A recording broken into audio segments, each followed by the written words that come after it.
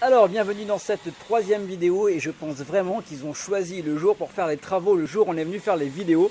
Parce qu'il y a le mec avec sa scie circulaire, le mec avec son marteau. Donc heureusement qu'on a le micro qui est assez proche de nous, je vais essayer de couper ça au montage. Donc je vais essayer de ne pas faire les mêmes erreurs que la vidéo précédente où il y avait des gens qui nous passaient devant. Là je me suis pas mis sur le trajet des toilettes, donc normalement on est bon. Donc Maximilien, bonjour, Bonjour. une fois de plus. Donc aujourd'hui en fait ça va être les questions-réponses des lecteurs. Donc c'était les questions-réponses, voilà les questions qui sont le plus communément posées, que ce soit sur la chaîne YouTube, que ce soit sur la page Facebook, dans le groupe Facebook, par mail ou lors de la formation gratuite pour créer un site de niche. Donc la première des questions qui revient, c'est j'ai du mal avec la technique. Donc qu'est-ce qu'on peut répondre à ces personnes qui ont du mal avec la technique? Alors je pense que ça va concerner surtout en fait la partie création du site, hein, Ouais, je suppose, donc avec WordPress. Donc finalement WordPress c'est une solution tout en un qui est destinée à la fois aux experts mais aussi aux débutants. ouais, Donc c'est-à-dire quelqu'un qui n'a jamais lancé de site de sa vie, il aura une interface vraiment très simple et très facile à prendre en main. ouais, Donc on peut avoir une utilisation assez avancée, hein, mais aussi une utilisation basique. mhm, Donc finalement, à partir d'un, au début on met en place son site WordPress. ouais, Donc ça c'est très simple, ça peut se faire en un clic depuis son interface d'hébergeur. tout à fait. Ensuite, on va devoir mettre en place un thème. Ouais, donc ça en général on l'upload directement via WordPress. Voilà, donc soit on peut le trouver dans la bibliothèque de WordPress en étant connecté à son administration, soit on peut le télécharger ailleurs, donc sur un site, hein, ou soit on peut le télécharger, donc on peut télécharger un thème premium sur un site, hein, donc d'un vendeur. Ouais. Et donc là, on peut juste l'installer en un clic, c'est très facile. Ouais, Et ensuite, on a la partie plugin. Donc, on n'a jamais besoin de rentrer dans le code. Un plugin, aujourd'hui, je ne sais pas combien il y en a dans le répertoire de WordPress, doit y en mais il y en avoir, a des des centaines milliers, de milliers. ouais, Hein. ouais. C'est assez énorme. Et donc, ces plugins, ils permettent de tout faire. Donc, en fonction de vos besoins, vous allez pouvoir installer quelques plugins. En général, une dizaine ou une vingtaine, ça devrait suffire Ouais, largement. en général, ouais, 10-20 ça suffit pour les fonctions de base. Si on veut pas comment dire, voilà, et je pense qu'il y a vraiment 10 plugins de base pour, on va dire, booster son site. Il y a quelques Ouais. pré-réglages à faire, mais bon, c'est 2-3 modifications. Ouais. Et en général, on n'a pas forcément à se casser la tête. Je pense que vraiment, quand on parle de technique, c'est plus que les personnes n'ont jamais fait. Oui, c'est ça. Donc Ouais. je pense que Ouais. c'est plus une peur de l'inconnu, comme on en avait parlé dans les précédentes vidéos. C'est un outil qu'on n'a jamais maîtrisé. Donc je pense que vraiment la chose à faire, c'est vraiment de s'y mettre, de suivre les tutos, que ce soit sur le site de Maximilien ou sur ma chaîne YouTube.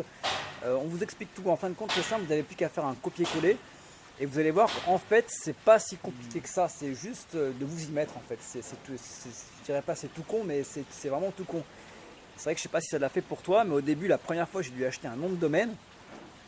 Mais en fin de compte, je me dis, mais dans quoi je me lance? Ouais, ouais, ouais.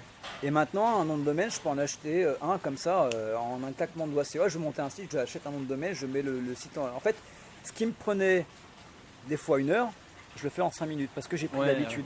tout à fait. C'est un peu comme quand vous allez acheter un forfait téléphonique pour la première fois. Vous dites, ouais, c'est un truc nouveau, voilà, j'ai payé, je sais pas, 30-40 euros par mois. Et puis au bout d'un an, vous y faites même plus attention, les 40 euros, 50 euros par mois, eh bien ils sont déjà acquis en fait, vous ne prenez plus la tête. Donc je pense que c'est vraiment une perte de l'inconnu et il faut y aller, c'est simple. Ouais, tout simplement.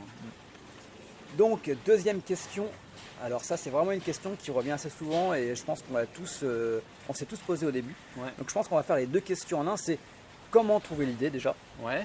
et savoir si l'idée est viable. D'accord. Donc pour savoir si une unité est viable, déjà, il faut pouvoir estimer déjà le nombre de visiteurs que l'on va pouvoir recevoir. Ouais, Donc pour ça, on peut utiliser des outils gratuits comme Google AdWords ouais, ou d'autres outils premium qui permettent de savoir quel est le nombre de recherches mensuelles sur Google pour un mot-clé donné. Hein. Mhm.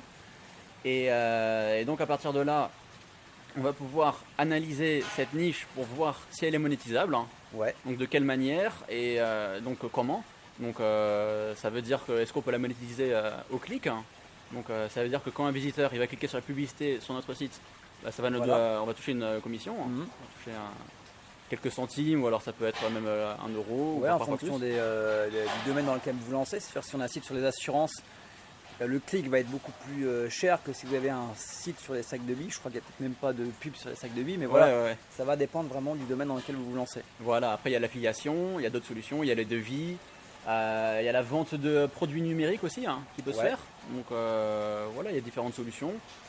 Et donc voilà, il faut vraiment qu'il y ait un moyen de monétiser derrière. Donc c'est bien de pouvoir utiliser différents leviers, ne pas se limiter à un seul.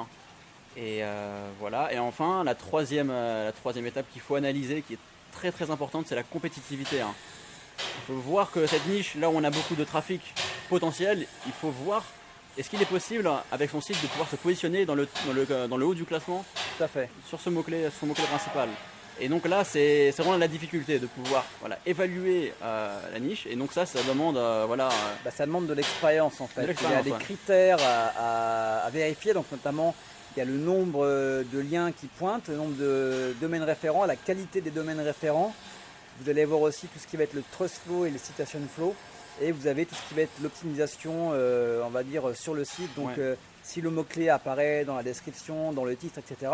Donc ça, il y a des outils comme, en fait, je pense que vraiment pour pas se prendre la tête, Market Samurai ou SEO Cockpit sont vraiment des outils simples à prendre en main parce que c'est un code de couleur. Si c'est vert, pour résumer, si c'est vert, c'est bon. Si c'est rouge, voilà, c'est pas la peine de s'y coller. En général, si vous regardez un petit peu les tutos qu'on a mis en ligne, Maximilien et moi, vous allez voir que c'est pas si compliqué et après c'est vraiment avec l'expérience. Donc je pense que même si vous vous loupez entre guillemets, que ce soit sur le nombre de recherches mensuelles, normalement si on vous dit pas moins de 10 000, il n'y a pas de raison que vous vous loupiez. Pour la monétisation, il n'y a pas de raison que vous vous loupiez aussi parce que vous allez trouver s'il y a ou s'il n'y a pas.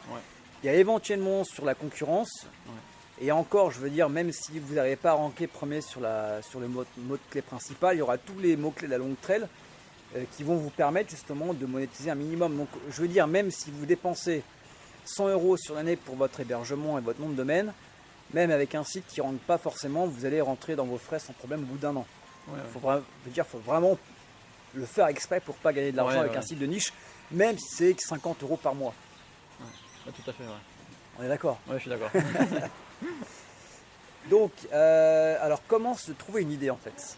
Alors comment trouver une idée? Donc tu en as parlé un petit rapidement, il y a deux outils principaux. On a SEO Cockpit et on a Market Samurai qui facilitent grandement la tâche. Donc des idées déjà, ça peut nous venir naturellement au quotidien, ça peut être des objets qu'il y a autour de nous, ça peut être quelque chose qu'on a vu à la télévision, dans un journal, ça peut être une idée qu'un ami nous a donnée. Et après, c'est un brainstorming en fait à faire et dès que vous avez une idée, comme je vous le conseille, c'est d'avoir un carnet et un stylo et dès que vous avez une idée, hop, vous notez, même si ça a l'air bête au début, vous allez voir que même si l'idée en elle-même n'est pas forcément bonne, quand vous allez le passer dans des logiciels que Market Samurai, il va y avoir pas mal de synonymes, de recherches connexes et là vous allez, j'y avais pas pensé et vous avez des fois une petite pépite. C'est clair, ouais. Par exemple, là où on se trouve, on a une table en bois, je veux dire tout ça, ça peut être des niches, ça peut être des idées.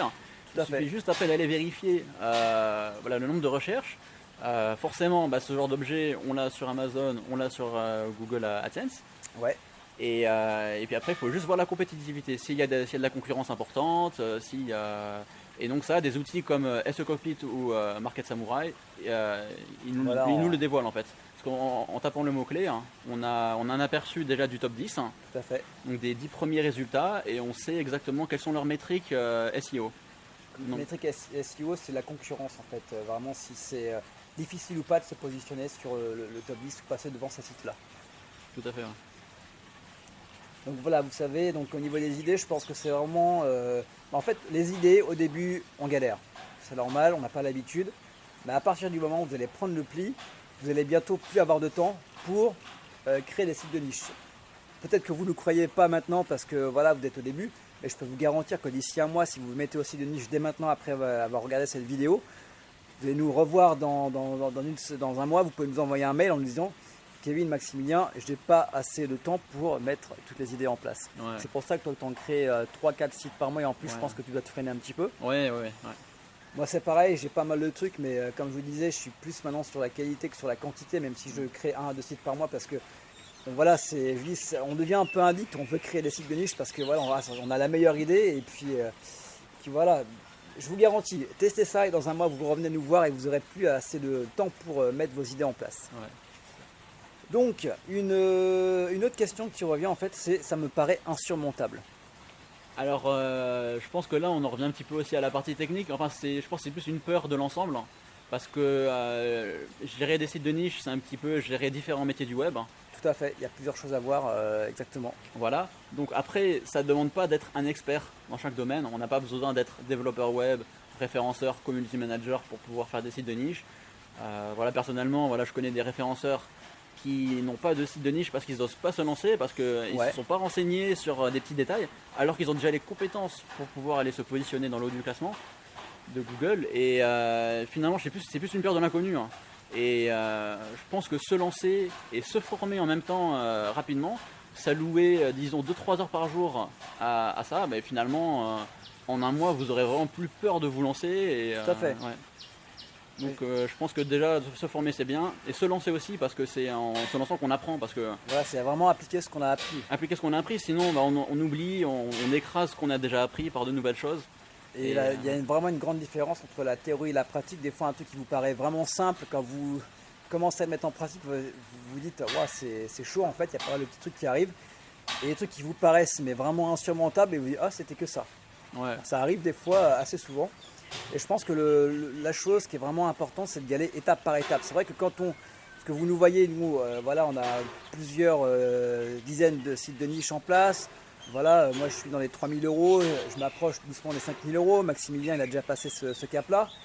Vous dites, waouh, mais nous, on a déjà commencé au même niveau que vous en fait. Ouais. Donc, ne voyez, inspirez-vous éventuellement de ce qu'on a fait, mais mettez pas la barre trop tout de suite. C'est commencer étape par étape. Première étape, je trouve ma niche. Deuxième étape, je cherche la viabilité.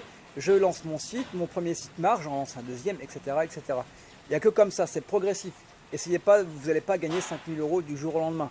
Je pense que toi, ça t'a pris quand même plusieurs années. Ouais. Là, moi, les 3000 €, ça m'a pris à peu près 1 an et demi environ. Ouais, 1 an et demi. Les 5000 €, ça va peut-être me prendre 2 ans à peu près. Voilà, je pensais que ça allait arriver au mois de juin, mais je pense que ça va être un petit peu retardé. Je vous expliquerai tout ça pourquoi. Mais voilà, faut prendre du temps et vous allez voir que vous allez gagner au fur et à mesure. Au fur et à mesure, ça va vous motiver. Vous allez déjà vous prouver à vous-même que c'est possible. Et voilà, quoi, ça va couler tout seul. Et donc, dernière question, il y a pas mal de personnes, donc ça, c'est pas forcément une question qui revient, mais c'est plutôt des commentaires qui reviennent. Ouais. C'est voilà, je suis en phase d'observation et entre guillemets, j'attends de maîtriser un certain nombre de choses pour me lancer. Bah, je pense que c'est un petit peu la peur de l'inconnu également. Hein. Je pense Ouais. que je pense que naturellement on cherche à faire quelque chose de parfait. Hein. En se lançant, on cherche vraiment à fournir le meilleur. Mais finalement, on ne peut jamais atteindre cet état de perfection avant quelques années. Donc finalement, Tout à fait. si on veut vraiment être parfait, il faut se lancer en fait, tout simplement, parce que c'est en se lançant qu'on apprend. Hein. Et donc voilà, je pense que ça revient un petit peu au point précédent. Il faut vraiment aussi garder la motivation, il faut être très persévérant. Parce que quand on va se lancer, on peut travailler très dur, on peut travailler 40 heures par semaine sur ces sites de niche. Ne rien à voir. Voilà, on n'aura pas de revenus pendant plusieurs mois. Donc Ouais. ça c'est dur. Et il y a beaucoup de gens qui abandonnent à ce point-là en fait. Après quelques mois et donc ils ne comprennent pas pourquoi finalement ça n'a pas pris. Et en fait il faut juste persévérer, il faut être motivé.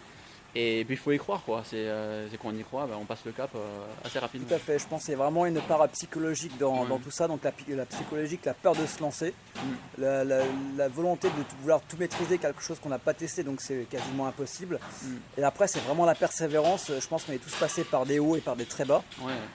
Quand vous avez un site d'affiliation, une plateforme d'affiliation qui vous coupe du jour au lendemain, qui vous bannit, moi ça m'est arrivé et franchement ça fout les boules.